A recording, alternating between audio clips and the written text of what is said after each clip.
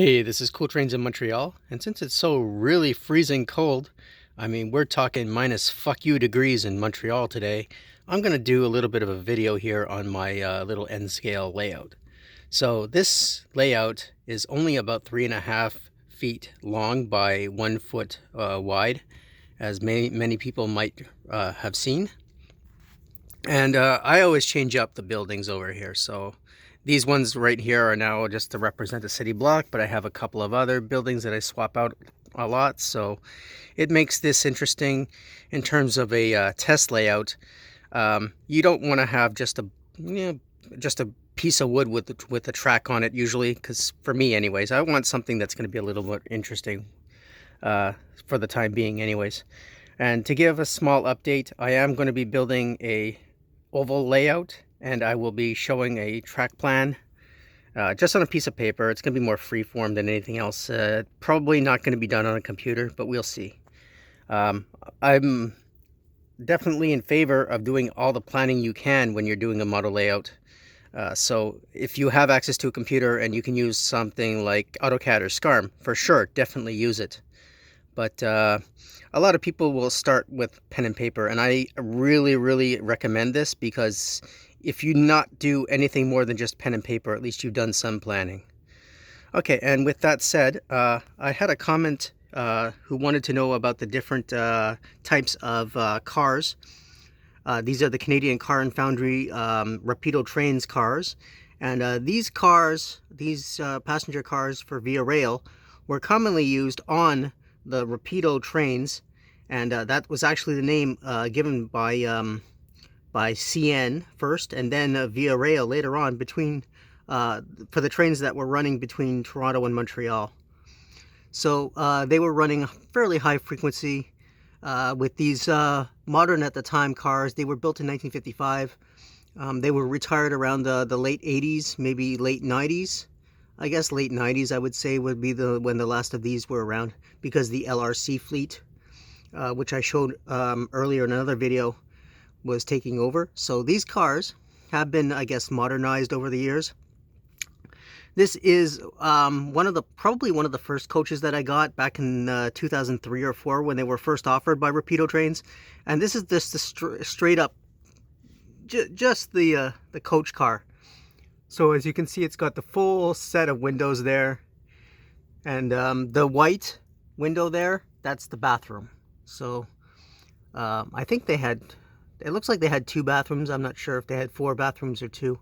I mean, the layout of these cars I can only remember from when I was a kid, so I haven't been in these cars for a long time. And I think they have one at the Railway Museum in Delson, so maybe at some point I'll be able to go back onto one and have a look at what the actual configuration was. Till that day, I have these to remember them by fondly. So the second type of car, which I got late in 2008, I guess, or 2009, I think, was this type of car. Now, this is the cafe lounge car. Now, as you can see there, they got a little door there. That's to service the little cafe. They would like open up that door and put in like foodstuffs and stuff like that.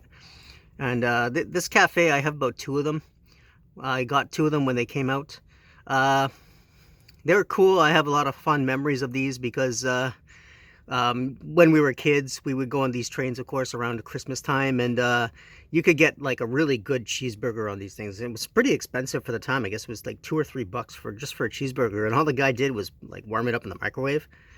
My dad must have been freaking at the price, but for the time, it must have been really expensive.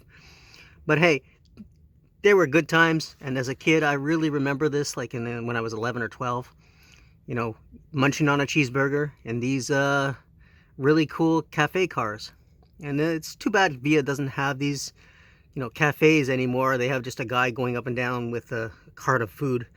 But there was just something to be said about going to a place like this. It had a stool and a kind of like a lunch counter kind of thing. It's kind of cool, and there's still some trains that do have this. So yeah, I like Via. I don't know if they're going to do this in their new trains, but I would like to see them actually have these cafe cars. I don't know if they're going to do that though. All right, and the third type of car, which I got probably also late, maybe 2003. No, it would have been 2008, I guess, when these came out. These are the day-nighter cars.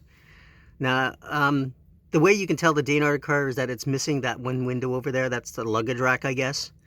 Again, it's got 2 bathrooms. There's the, the white in that little square window. That's the bathroom. And the funny thing about these cars, of course, are back in 1955, no one cared about the environment. So you just open that toilet and it's going to spray all over the tracks. No one gives a damn.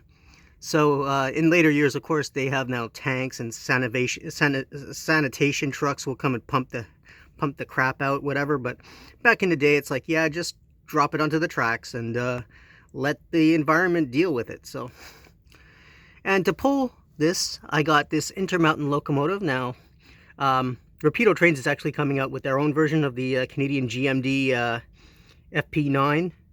So this is a generic one, but it's not too bad. I mean, considering that it's an American model, basically packaged up for the Canadian market. I mean, for the time when it came out in like 2005 or 6, it's pretty good. I mean, it's the one thing that I was missing to run these trains, and if a Rapido had done them earlier, I definitely would have bought a bunch of them. It's got the basic spotting features that you see on these locomotives. Like, it's got the length, the extra length.